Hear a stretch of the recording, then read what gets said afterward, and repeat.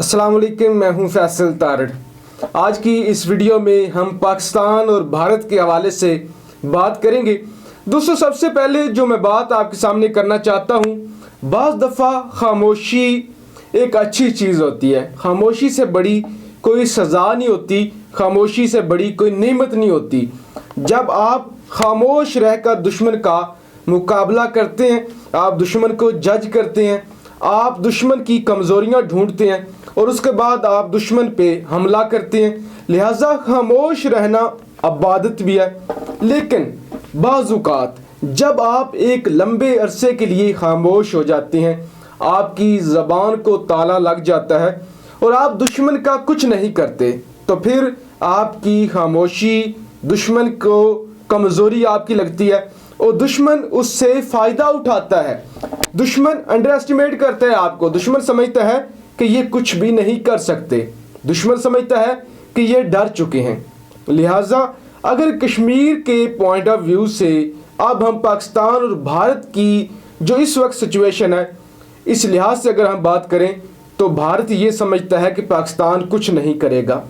पाकिस्तान ने जो खामोशी इख्तियार की है, इसका मतलब ये है कि पाकिस्तान ने हार मान ली है। यानी हमने पुलवामा के बाद हमने हमला किया, उसका पाकिस्तान ने हमें जवाब दिया, वहाँ तक तो ठीक था। लेकिन उसके बाद हमने कश्मीर की ख़ुसूसी हैसियत ख़त्म की, पाकिस्तान कुछ नहीं कर सका। उसके बाद हमने कश्मीर का आइन ख़त्म किया, कश्मीर का झंडा ख़त्म किया, पाकिस्तान कुछ भी नहीं कर सका। उसके बाद हम कश्मीर में जुल्म कर रहे हैं। हम 9 माह से लॉकडाउन लगाए हुए हैं। हमने पहले बुरहान वानी को शहीद किया था, अब हमने रियाज नाइकू को शहीद कर दिया। पाकिस्तान की हुकूमत ने रियाज नाइकू को हीरो तो करार दे दिया, कहा कि ये एक हीरो का दर्जा रखता है, लेकिन कर कुछ नहीं सकी। लिहाजा हमारी जो भी पॉलिसी है, लेकिन हमारी जो खामोशी है, उसे दुश्मन हमारी कमज़ोरी समझ रहा है और वो कमज़ोरी को देखते हुए रोज़ हमें नई से नई धमकियां देता है, नए से नए तरीके से इल्ज़ामात लगाता चला जाता है। कभी खबर आती है कि FATF के हवाले से भारत हमें ब्लैक लिस्ट करवाने के लिए आगे बढ़ चढ़ कर काम कर रहा है और हम FATF के हाथों ब्लैक लिस्ट होना, ब्लैकमेल होना शुरू हो जाते हैं।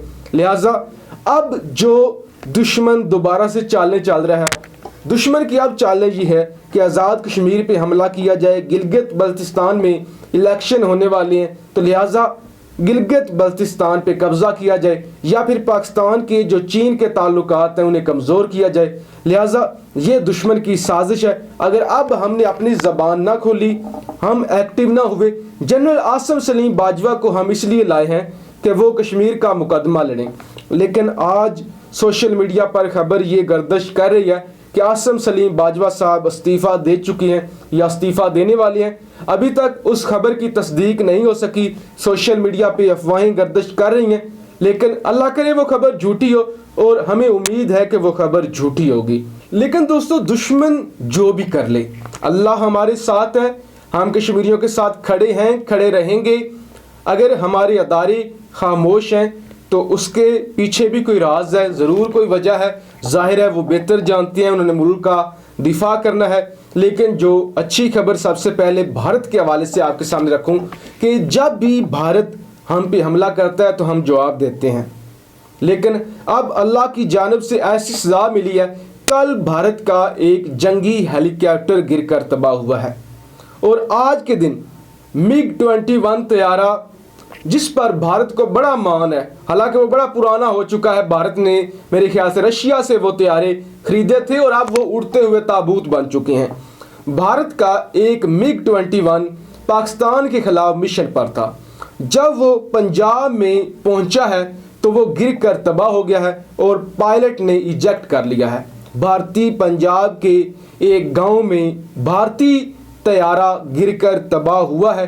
लिहाजा ये खुद ही गिरकर तबाह हो जाएंगे, ये खुद ही मरते रहेंगे, ये खुद ही तबाह होते रहेंगे। ये इल्ज़ाम लगाते हैं कि पंजाब अब तो पायलट ने इजेक्ट कर लिया है, अगर इनका पायलट जहाज के अंदर ही मर जाता तो इन लोगों ने इल्ज़ाम लगाना था, जैसे पहले लगाती हैं कि पंजाब के अंदर, जो भारत का पंजाब है, वहाँ पे पाकिस्तानी लॉबी है, वहाँ पाकिस्तान असला बेचता है, वहाँ पाकिस्तान अपने ड्रोन भेज रहा है, लिहाजा ये जो कुछ भी करवाया है ड्रोन भेजकर या जो कुछ भी ये पाकिस्तान ने करवाया है, ये हमारा तैयारा पाकिस्तान ने गिराया है। जैसे कि खान साहब ने ट्वीट किया था कि भारत फॉल्स फ्लैग ऑपरेशन की तैयारी कर रहा है, तो अब इन्होंने हम पे ये इल्ज़ाम लगाने थे, लेकिन अल्लाह का शुक्र है कि वो वैसे ही खुद ही मार रहे हैं, खुद ही उनका असला तबाह हो रहा है, खुद ही उनके हेलीकॉप्टर तबाह हो रहे हैं। जैसे 27 फरवरी को जब पाक आर्मी ने, पाक फ़ज़ाइया ने हमला किया था, तो इतने बुज़दिल लोग हैं,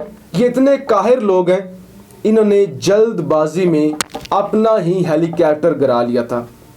आज दोस्तों जो हमारे पास पाक आर्मी के हवाले से बुरी खबर है, अफसोसनाक खबर है, वो ये है कि पाक फ़ौज के 6 जवान शहीद हो गए हैं क्वेटा में।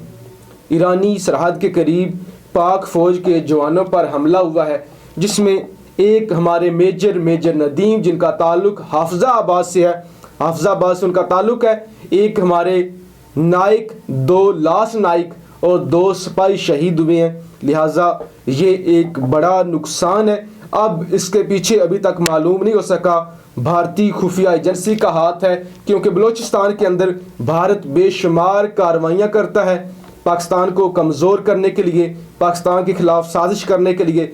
और दूसरी जानब जो NDA है, अफ़गानिस्तान की एजेंसी, वो भी बढ़ चढ़ कर काम करती है बलूचिस्तान के अंदर, और हर तरह से ये लोग कोशिश कर रहे हैं, हर तरह से कोशिश कर रहे हैं कि बलूचिस्तान पाकिस्तान का हिस्सा न रहे, पाकिस्तान से अलहदा हो जाए। और इसमें कभी हमारे ईरान भी खिलाफ हो जाता है, अफ़गानिस्तान भी हमारे खिलाफ है। आपको पता है कि कुलभूषण यादव जो कि भारतीय एजेंट था, वो ईरान से आया था। लिहाजा हमारे लिए जो सबसे बड़ा इम्तिहान है वो बलूचिस्तान को डेवलप करना है, और उसको डेवलप करने के लिए हम CPEC का जो सबसे ज़्यादा काम है वो बलूचिस्तान में कर रहे हैं, ताकि बलोची जो आवाम है, जो गरीब आवाम है, उसको सहारा मिले और जराइम कम हों। दोस्तों ये पाकिस्तान का बहुत बड़ा नुकसान है कि हमारे 6 जवान, जिसमें एक मेजर भी शामिल है, इंतहाई नौजवान और ख़ूबसूरत मेजर नदीम थे, अल्लाह ताला उनकी मग़फ़रत करे। यकीनन वो शहीद हैं, शहीद हमारे दरमियान ज़िंदा होता है। लेकिन यहाँ मैं आपसे ये कहना चाहता हूँ कि कश्मीर में भारत का असर रसूख बढ़ता जा रहा है। लॉकडाउन, उसके बाद सरेआम लोगों को वो कत्ल कर रहा है, ना अक़वाम मुत्तहिदा कुछ कर पा रही है, ना मुसलमान ममालिक कुछ कर पा रहे हैं। उसके बाद वो धमकियाँ देता है कि हम आज़ाद कश्मीर पर हमला करेंगे, आज़ाद कश्मीर पर कब्ज़ा करेंगे। उसके बाद वो गिलगित बल्तिस्तान के ख्वाब देख रहा है। बलूचिस्तान के अंदर वो वैसे ही खुल्म-खुली कार्रवाइयाँ करता है। PTM जो कि इंतहाई गद्दार, जिनका एजेंडा इंतहाई गलत है। वैसे तो वो कहते हैं कि हम अपने मजलूमों के हक़ में हैं, लेकिन पाक आर्मी के हवाले से मुल्क दुश्मन जितनी भी कार्रवाइयाँ हैं उसमें ये लोग इन्वॉल्व होते हैं। अब मेरा बात करने का मकसद ये है, आप कश्मीर को देख लें, आप आज़ाद कश्मीर को देख लें, आप गिलगित बल्तिस्तान को देख लें, आप PTM को देख लें, उसके बाद आप BLA को देख लें, आप अफ़गानिस्तान के हवाले से देख लें कि अफ़गानिस्तान से जितने भी हमले होते हैं पाकिस्तान में, उस सब के पीछे भारत का हाथ होता है। जब भारत हमें चारों तरफ से हमारे नाक में उसने दम किया हुआ है, तो हमने खामोशी क्यों इख्तियार की हुई है? मेरा सवाल ये है कि जब हर तरफ से, यही नहीं, हमें माशी तौर पर कमज़ोर करने के लिए, FATF में हमें ब्लैक लिस्ट करवाने के लिए भारत बढ़ चढ़ कर काम कर रहा है और बरमला काम कर रहा है। जब हमें माशी तौर पर, अंदरूनी तौर पर, बैरूनी तौर पर वो हमें तबाह करने में लगा हुआ है, तो हम लोग क्यों खामोश हैं? हम लोग क्यों कश्मीर में दाखिल नहीं होते? हम लोग क्यों जिहाद का ऐलान नहीं करते? हम लोग क्यों गज़वा हिंद का ऐलान नहीं करते? हो सकता है कि हम इसी तरह से खामोश रहें जैसे कि मैंने शुरू में बात की थी, और इस खामोशी का जो फ़ायदा है वो दुश्मन उठाता जाए और उठाता चला जाए, और हम इसी तरह से खामोश रहें। लिहाजा अब वक्त आ चुका है, अगर भारत बलूचिस्तान में कार्रवाइयाँ करता है तो हमें कश्मीर में मुजाहिद भेजने चाहिए। अगर हमें कमज़ोर करने के लिए हमें FATF में ब्लैक लिस्ट करवाता है तो हम भी भारत को ब्लैक लिस्ट करवाएं। हम भी बताएं कुलभूषण यादव हमारे पास है, हमने पकड़ा हुआ है। हम भी बताएं कि मुसलमानों के साथ क्या करते हैं।